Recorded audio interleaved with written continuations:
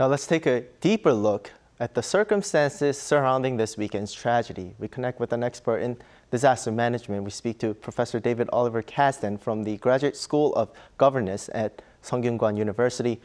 Good morning, Professor. Good morning, Do-Yeon. Thank you. Now, you've been studying behavior of Koreans in disaster contexts from the perspective of a disaster management specialist. Was an incident of this scale expected from an expert's point of view? How would you describe the situation and the cause? Well, I was horrified that it happened in the first place, but I can't say that I'm completely surprised given the context of Koreans' behaviors under conditions of stress and risk that it did happen. There's a lot of things I've been researching in terms of the collectivist society and how that affects people's decision-making under situations of risk. And collectivism has some associated behavioral biases, as we call them. And these include things like sort of a herd mentality or following the trend in crowds. And so the scale of this incident is unfortunate, but it can also sort of be understood based on how Koreans behave in past situations similarly. Now, let's dig deeper into what you just mentioned, right? How Koreans act at certain, that you have studied. Surely incidents of this nature, though, can happen and do occur globally, but you say that there's something specific to Korean society that you would say make accidents like this more likely to occur compared to other countries. Right. And this is not a criticism of Korean society or sociocultural dimensions at all. It's an observation.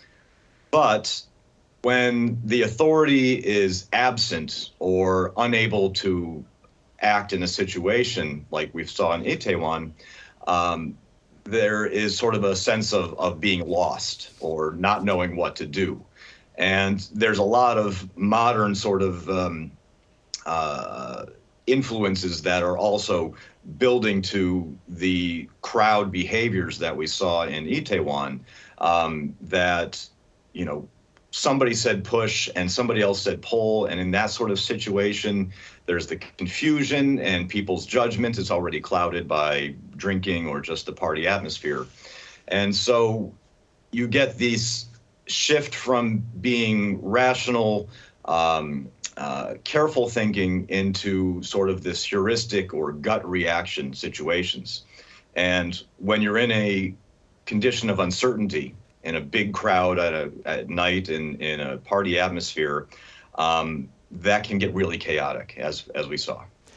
Like, just going farther with that, maybe it justified some of the actions that happened for some people, as you said, as in a herd collective action, right?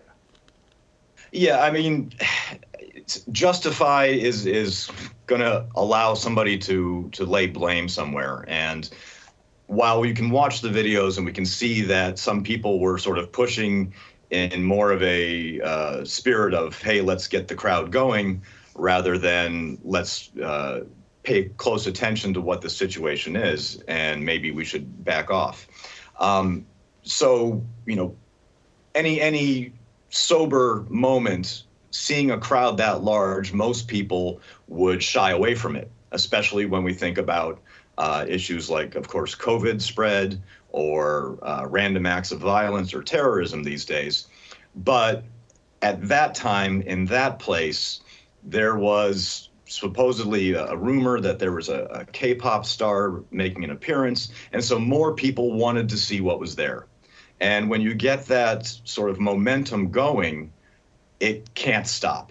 And you add in the physical constraints of the narrow alley, and that you have people coming up from the subway side and down from the uphill side of that same alley, and it's just going to build. And right. The mechanics of a crowd or a stampede were such that this exact alley sort of fed the disaster and, right. and aggravated it. Right, and I want to get into the alley because you've been there as well, Professor, and it's a popular spot. And surely the streets of Itaewon could also be a factor here, not just the group psychology. A single misstep by someone or fall could have caused a snowballing effect in such a tight location. Is this something that you have seen before?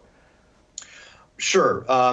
If we look at what happens in Saudi Arabia with the annual pilgrimage called the Hajj, where hundreds of thousands or millions of Muslims come to go through a religious rite, and there have been many tragic stampedes at this annual pilgrimage. And so the Saudi government took strict controls using physical barriers and structures, as well as some ICT sort of booking attempts to make these crowds a little more controllable. When it comes to Itaewon, though, I mean, we all know that Itaewon is a unique place with characteristics of these little narrow winding alleys and sort of a different feel than the rest of Seoul and the rest of Korea. It is, known to be an international area. It has its own characteristics. So when you're in that unfamiliar situation, or as a Korean, maybe a slightly foreign situation, you should raise your level of awareness and be a little more careful about how things go. But again, the situation was a party atmosphere, and people don't slow down and think in that case. They want to follow the surge. They want to be where the things are happening.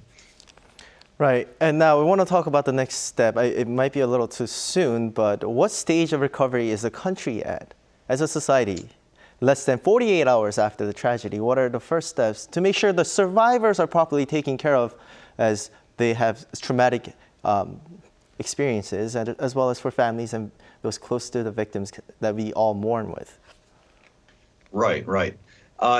In disaster management, we use a cycle model for how disasters sort of unfold and what we do around it. And it starts with mitigation, or trying to reduce risk. Next comes preparedness, the specific things you can do to be ready for a disaster if it happens. And then comes the response, and that's the current stage of the cycle we're in right now.